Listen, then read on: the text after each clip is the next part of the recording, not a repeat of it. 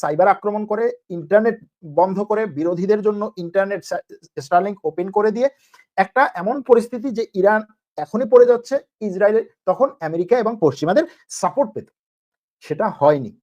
হ্যাঁ, এখন বলতে পারেন যে আপনি ইসরায়েলের যে হিসাব নিকাশ করলেন, ইরানের হিসাব নিকাশটা তো করলেন না। ইরানের পরমাণু এবং ইরানের ড্রোন এবং মিসাইলের আক্রমণে যে ক্ষয়ক্ষতির পরিমাণ সেটা অবশ্যই এবং অবশ্যই ইসরায়েলের চেয়ে কম। কারণ ইরান কোনো যুদ্ধ বিমান ওড়ায়নি, ইরান মিসাইল ব্যবহার করছে, ইরান পরমাণু এই ড্রোন ব্যবহার করেছে।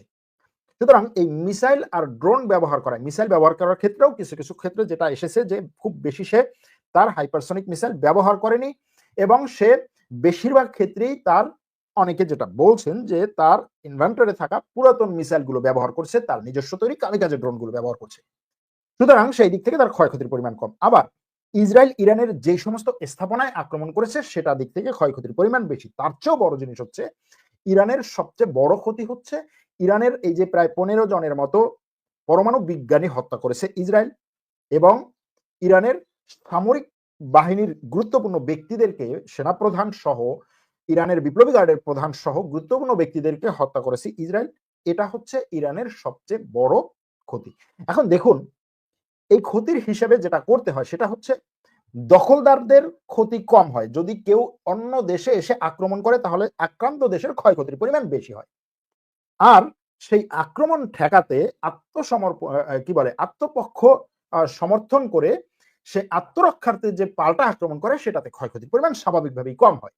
যেমন এটাকে যদি আমরা রাশিয়া এবং ইউক্রেন যুদ্ধের সাথেও তুলনা করি, রাশিয়া ইউক্রেনের যে পরিমাণ ক্ষতি করেছে, ইউক্রেন তো রাশিয়ার মধ্যে সে পরিমাণ আক্রমণ করেনি। ইউক্রেন নিজেকে এই রাশিয়ার আক্রমণ থেকে ঠেকাতে এবং ইউক্রেনের মধ্যে যে রাশিয়ার সৈন্যরা ঢুকেছে তাদের উপরে পাল্টা আক্রমণ করে রাশিয়ার ক্ষতি করেছে। সেই দিক থেকে রাশিয়ার ক্ষয়ক্ষতির পরিমাণ স্বাভাবিকভাবে ইউক্রেনের থেকে কম। যাই হোক, এবারে আসি আসল আলোচনায়। আজকে আমরা যেই বিষয়টি নিয়ে আলোচনা করছি যে ইরান এখন এমন একটা পর্যায়ে এসেছে যেই পর্যায় থেকে তার বাঁচার সম্ভাবনা কম। বাঁচার সম্ভাবনা বলতে ইরান বর্তমান যে অবস্থায় আছে সেই অবস্থায় ফিরে আসার সম্ভাবনা কম, যেহেতু পশ্চিমা বিশ্ব পুরো ইরানের উপরে একেবারে আমেরিকার সাথে একত্র হয়ে চাপ দিয়ে ধরে রাখছে। সেই ক্ষেত্রে ইরান কেন ইসরায়েলের পরমাণু প্রকল্পে বা পরমাণু অস্ত্রগুলোতে আক্রমণ করছে না? দেখুন, এক্ষেত্রে আমরা অনেকগুলো কারণ সামনে নিয়ে আসতে পারি, তবে আমরা মনে করি যে 5টা কারণে ইরান আক্রমণ করছে না। সেই কারণে যাওয়ার আগে আমরা ইসরায়েলের পরমাণু অস্ত্র আছে কিনা, ইসরায়েল এখনো পর্যন্ত হ্যাঁ না কিছু বলেনি, কিন্তু বিভিন্ন ধরনের আন্তর্জাতিক গবেষণা এবং এই পরমাণু নিয়ে যে সমস্ত সংস্থার রিপোর্ট তৈরি করে তাদের রিপোর্টে বলা হচ্ছে ইসরায়েলের কাছে কমপক্ষে 100টি পরমাণু অস্ত্র আছে। কোন কোন ক্ষেত্রে আপনারা দেখবেন যে এই 100-র কাছে আসে না, কখনো 99 বলে, কখনো 96 বলে, কখনো 98 বলে, কখনো 92, কখনো 90, অর্থাৎ 90 থেকে 99 মাঝখানে থাকে, 100-তে আসতে চায় না। সংখ্যাটা বেশি, 3টা সংখ্যা সেখানে পাশাপাশি বসাতে হয়। কিন্তু কেউ কেউ মনে করছেন যে ইসরায়েলের কাছে 100 না বরং 300 পরমাণু অস্ত্র আছে। 300 পরমাণু অস্ত্র আছে। এর মধ্যে কিছু কিছু হচ্ছে ট্যাকটিক্যাল পরমাণু অস্ত্র, অর্থাৎ ছোট আকারে এবং স্বল্প পরিসরে আঘাত এনে ক্ষতি করার মতো পরমাণু অস্ত্র। এগুলো আমেরিকার কাছ থেকে আনা বা আমেরিকার কাছ থেকে দেয়া। এখন এই পরমাণু অস্ত্র আনা এবং এগুলো ব্যবহারের ক্ষেত্রে ইসরায়েল কোন ধরনের আন্তর্জাতিক যে পরমাণু অস্ত্র ব্যবহার না করার আইন সেটা স্বাক্ষর করেনি এখনো পর্যন্ত। বিশ্বে বহু দেশ আছে যাদের হাতে কোনো পরমাণু অস্ত্র নাই, এমনকি পরমাণু ভিত্তিক বিদ্যুৎ প্রকল্পও নাই, সেই সমস্ত দেশ পর্যন্ত এই পরমাণু অস্ত্র কোনোদিনও সে তৈরি করবে না, ব্যবহার করবে না, এই ক্ষেত্রে স্বাক্ষর করেছে। কিন্তু ইসরায়েলের কাছে পরমাণু অস্ত্র থাকার প্রমাণ থাকার পরেও ইসরায়েল পরমাণু অস্ত্র ব্যবহার না করার ক্ষেত্রে কোনো সই স্বাক্ষর করেনি। যাক গেল এটা। এখন কেন ইরান ইসরায়েলের পরমাণু অস্ত্রে আক্রমণ করছে না? এক নম্বর হচ্ছে ইরান আন্তর্জাতিক পরমাণু সংস্থা এবং জাতিসংঘের যে পরমাণু ব্যবহার না করার আইন সেটায় স্বাক্ষরকারী একটা দেশ। একই দিক থেকে পরমাণু অস্ত্র ব্যবহার না করা এবং পরমাণু অস্ত্রে আঘাত না করা, কারণ পরমাণু তেজস্ক্রিয়তা ছড়িয়ে যেন না পড়ে, পরমাণু অস্ত্রের কারণে যেন গণবিধ্বংসী কোনো ঘটনা না ঘটে, সেটাই হচ্ছে মূলত এই পরমাণু চুক্তির মূল বিষয়। সুতরাং ইরান মনে করছে যে এই মুহূর্তে সে যদি আগে বাড়িয়ে ইসরায়েলের পরমাণু প্রকল্পে আক্রমণ করে এবং সেখান থেকে তেজস্ক্রিয়তা ছড়িয়ে পড়ে, সেক্ষেত্রে শুধুমাত্র ইসরায়েলের ইহুদিরাই না, ইসরায়েলের সাথে সেখানের ফিলিস্তিনিরা, ইসরায়েলের আশপাশের দেশের ব্যাপক পরিমাণে ক্ষয়ক্ষতি হওয়ার সম্ভাবনা খুবই বেশি।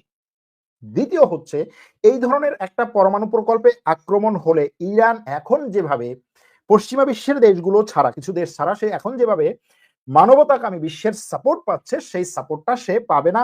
আন্তর্জাতিকভাবে সে দোষী সাব্যস্ত হবে এবং আন্তর্জাতিক আদালতে তাকে দাঁড় করানো হতে পারে। আরেকটা হচ্ছে ইরান ইসরায়েলের এই পরমাণু প্রকল্পে আক্রমণ করার চেয়ে এই মুহূর্তে মনে করছে ইরান যে এই ইসরায়েলের এই পরমাণু অস্ত্রে আক্রমণ করার আগে ইরান মনে করছে ইসরায়েল এই পরমাণু নিয়ে যে সমস্ত গবেষণা চালাচ্ছে, যেই সমস্ত ল্যাবরেটরি আছে, যেই সমস্ত সায়েন্টিফিক গবেষণাগার আছে, সেগুলোতে ইরান আক্রমণ চালানোটাকে আরো বেশি শ্রেয় মনে করছে। এবং সেজন্য আপনারা দেখবেন যে ওয়াইজম্যান নামে একটা ইসরায়েলের পরমাণু গবেষণা কেন্দ্র, সায়েন্টিফিক গবেষণা কেন্দ্র যদিও তারা বলছে, সেখানে আক্রমণ করেছে এবং এই ধরনের আরো অনেক জায়গায় ইরান আক্রমণ করার পরিকল্পনা করছে। বিভিন্ন সময় বলছে ইরান যে এই এলাকা ছেড়ে যাও, ওই এলাকা ছেড়ে যাও, এই শহর ছেড়ে যাও, এই শহরে আমরা আক্রমণ করবো, যে শহরগুলো এই ধরনের কাজগুলো হচ্ছে। এরপরে আরেকটা জায়গা হচ্ছে যে ইরান এই মুহূর্তে ইসরায়েলের যে সমস্ত জায়গায় আক্রমণ করছে, যে সমস্ত জায়গা ইসরায়েলের কম নিরাপদ, ইসরায়েল যে সমস্ত জায়গায় তার নিরাপত্তা সিস্টেম একেবারে পুরোপুরি ব্যাপক পরিমাণে শক্তিশালী করেনি, সেই সমস্ত জায়গায় আক্রমণ করছে। স্বাভাবিকভাবেই ইসরায়েলের যেখানে এই পরমাণু অস্ত্রগুলো রাখা, সেখানে অবশ্যই ইসরায়েল এবং আমেরিকা তার নিরাপত্তা বলয়কে এবং নিরাপত্তা ব্যবস্থাকে নিশ্চিদ্র করার জন্য ব্যাপক পরিমাণে এয়ার ডিফেন্স সিস্টেম সেখানে অবশ্যই রেখেছে। যে কারণে ইরান এখন আক্রমণ করলেই যে সেখানে ব্যাপক পরিমাণে ক্ষয়ক্ষতি হবে সেটা ইরান মনে করছে না, এবং সেখানে আক্রমণের আগে ইরান ইসরায়েলে আরো ব্যাপক ক্ষতি সাধন করে, দুর্বল করে সেখানে হয়তো আক্রমণ করতে পারে।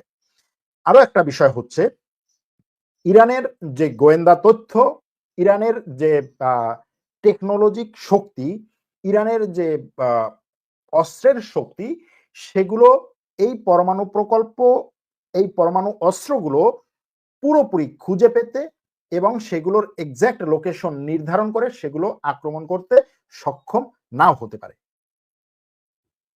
বুঝাতে পারলাম কিনা? অর্থাৎ ইরান এখানে গোয়েন্দা দিক থেকে এবং টেকনোলজির দিক থেকে দুর্বল হওয়ার সম্ভাবনা আছে। আর সর্বশেষ যেটা, সেটা হচ্ছে ইরান এখনো চাইছে যে কোনো ধরনের পরমাণুকে টাচ না করে, না ইসরায়েলের না ইরানের, পরমাণুকে টাচ না করে এই যে হামলা পাল্টা হামলা, রিয়াকশন চলছে, এটাকে প্রশমিত করার পথ উন্মুক্ত রাখতে চাইছে ইরান। ইরান এখনো চাইছে যে ডিপ্লোম্যাটিক ওয়েতে এই সমস্যার সমাধান হোক এবং সেটার জন্য পথ খোলা থাকুক। পরমাণু প্রকল্পে আক্রমণ হচ্ছে একেবারে সর্বশেষ পরিস্থিতি, যে এখন আমার আর কোনো পথ খোলা নাই, সুতরাং এখানে আমি আক্রমণ করি, সেটা হচ্ছে সর্বশেষ অবস্থা। এই কারণে আমরা মনে করি বা ধারণা করা হয় যে ইরান ইসরায়েলের পরমাণু প্রকল্পে আক্রমণ করছে না। 5টা কারণ আপনাদের সামনে তুলে ধরলাম। এর বাইরে যদি আপনাদের কাছে কোনো তথ্য থাকে, কোনোভাবে আপনারা যদি শেয়ার করতে চান আমাদের সাথে, শেয়ার করতে পারেন। এখানে পাকিস্তানের সেনাপ্রধানের বিষয় নিয়ে বারবার প্রশ্ন আসছে। আমি গতকালও বলেছি, পাকিস্তানের সেনাপ্রধানের সাথে ট্রাম্পের যে কথা হয়েছে এটাকে দুই ভাবে ব্যাখ্যা করা যায়। একটা হচ্ছে ট্রাম্প পাকিস্তানকে এই ইরান ইসরায়েল যুদ্ধে ইরান থেকে দূরে রাখতে চাইছে, সেটার জন্য পাকিস্তানকে কিছু প্রলোভন দিয়েছে।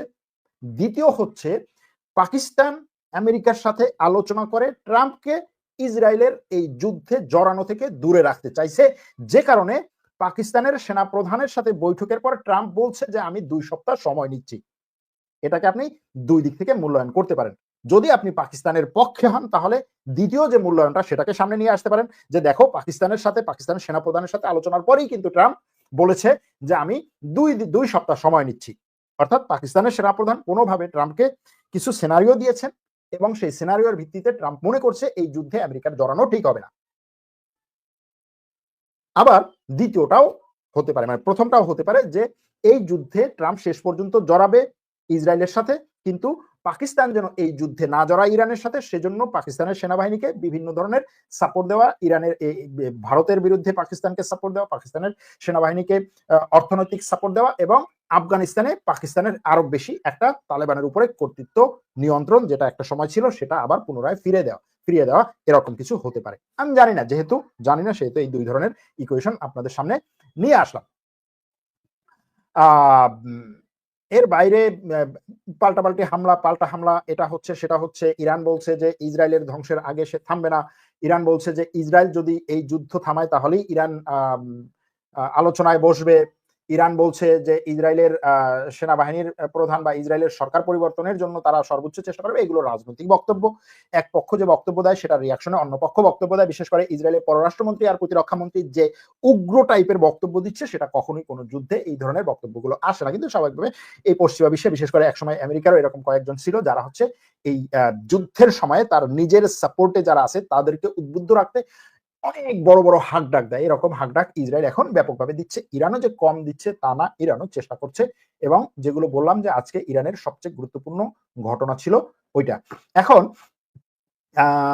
এর মধ্যে আবার সবাই কিন্তু যার যার ক্ষেত্রে অ্যাডভার্টাইজমেন্টের কাজ করছে। এমানুয়েল ম্যাক্রন, ফ্রান্সের প্রেসিডেন্ট, এই সুযোগে বলছে যে এই সুযোগে হচ্ছে আমার রাফালের একটা প্রমোশন, একটা বিজ্ঞাপন দরকার। তিনি সোশ্যাল মিডিয়াতে, টুইটারে রাফাল ইজ কলিং মোবাইল লেখছে, রাফাল ইজ কলিং, এবং দেখছে যে এই ইউরোপের বন্ধুরা, তোমাদেরকে আমার এই যুদ্ধ বিমান কল দিচ্ছে, তোমরা কল রিসিভ করো। তোমাদের যদি বাঁচতে হয় তাহলে এখন দ্রুত আমার এই যুদ্ধ বিমান তোমাদের কেনা দরকার। সেখানে আবার পাকিস্তানের অনেকরা বলছে যে আসলে ভারত তো তোমার এই কল রিসিভ করে তারপরে হচ্ছে পাকিস্তানের কাছে হেভি টাইপের মার খেয়েছে, আর কত কে রিসিভ করবে কল। যাই হোক, এভাবে বিভিন্ন দেশ এই মুহূর্তে তার অস্ত্রের যে শক্তি সেটার বিজ্ঞাপন চালাচ্ছে। তুরস্ক একইভাবে এই ধরনের তার নিজস্ব অস্ত্রের বিজ্ঞাপন চালাচ্ছে, যেই তুরস্কের কান ফাইটার জেট আসতে এখনো পর্যন্ত সময় লাগবে কমপক্ষে 5 থেকে 7 বছর। সেটার এখনই কিন্তু অ্যাডভার্টাইজমেন্ট ব্যাপকভাবে চালাচ্ছে তুরস্ক। তুরস্কের যে এয়ার ডিফেন্স সিস্টেম গুলো এখনো পর্যন্ত সেনাবাহিনীর কাছে আসে নাই, এখনো যেগুলোর কাজবাজ চলছে, যেগুলো আসবে বা কিছু কিছু এসেছে ব্যাপক পরিমাণে আসেনি, সেগুলো নিয়েও ব্যাপক পরিমাণে এখন দেশের মধ্যে প্রচার প্রচারণা চলছে। কারণ হচ্ছে বিভিন্ন দেশ এই যুদ্ধ ছড়িয়ে পড়ার পরে আস্তে আস্তে সব দেশের সাধারণ মানুষ আসলে